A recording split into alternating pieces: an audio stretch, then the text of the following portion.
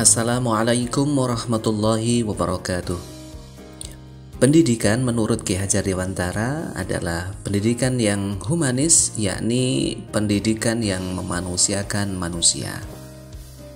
Dalam proses pendidikan terjadi proses perkembangan. Pendidikan adalah sebuah proses membantu anak berkembang secara optimal, yaitu berkembang sesuai dengan potensi dan sistem nilai yang dianut anak. Pendidikan bukanlah sebuah proses memaksakan kehendak orang dewasa kepada anak, melainkan upaya menciptakan kondisi yang kondusif bagi perkembangan anak, yakni memberikan kemudahan bagi anak untuk mengembangkan potensi dan kodrat dirinya. Ini berarti bahwa dalam pendidikan, anak aktif mengembangkan diri dan guru membantu menciptakan kemudahannya.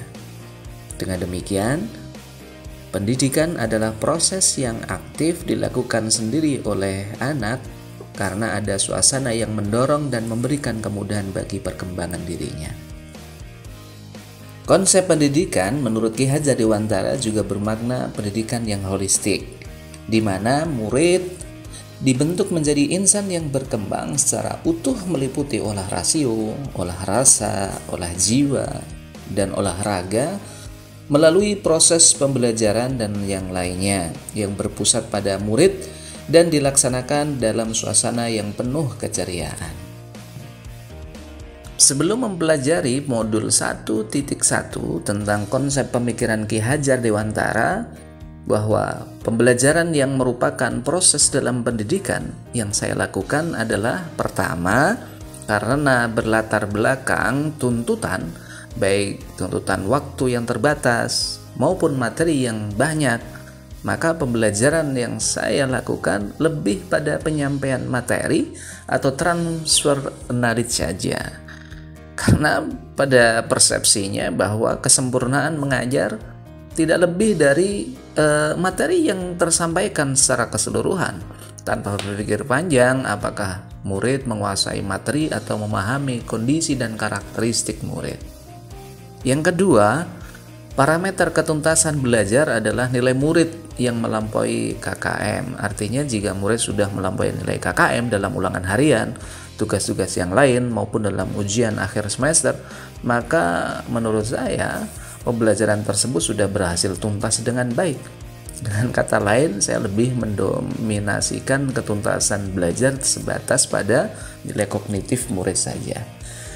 Yang ketiga, saya pun meminta murid untuk lebih menghafal materi tertentu yang saya ajarkan tanpa berpikir panjang apakah murid memahami dan menguasai materi tersebut dengan baik. Alhamdulillah, saya mendapat kesempatan untuk mempelajari modul 1.1 tentang konsep pemikiran Ki Hajar Dewantara.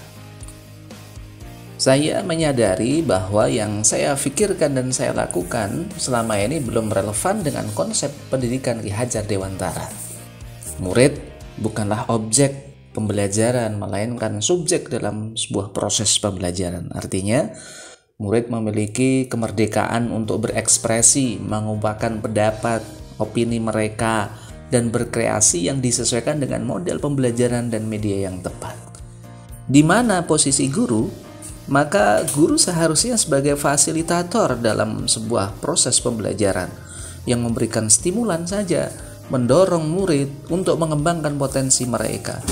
Saya belajar untuk menjadi guru yang bisa menghargai setiap karakteristik murid dan memberikan kesempatan kepada mereka untuk tumbuh sesuai dengan kodratnya.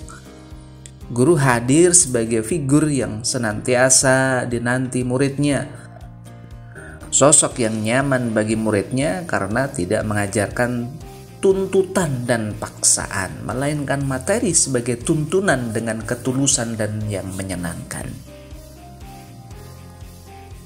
Selanjutnya, saya berusaha untuk merekonstruksi pembelajaran saya di kelas, yakni pertama, saya akan mendesain ulang pembelajaran yang konsepnya adalah student center, yakni pembelajaran yang berpusat pada murid, yakni dengan konsep yang interaktif menyenangkan, dan tentu saja secara optimal menyesuaikan kebutuhan murid.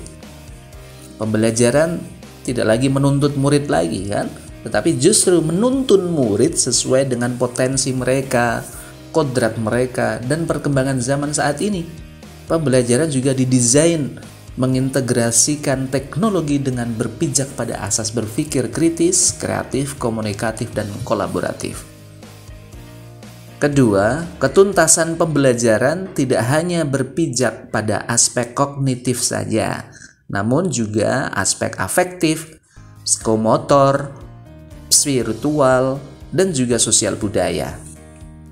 Ketiga, proses pembelajaran juga akan membuka seluas-luasnya kesempatan murid untuk berani mengemukakan pendapat mereka, tidak sebatas pada aspek hafalan saja, namun berbagai model sesuai potensi mereka, misal dengan berbagai ilustrasi yang diintegrasikan dengan perkembangan teknologi dan lain sebagainya.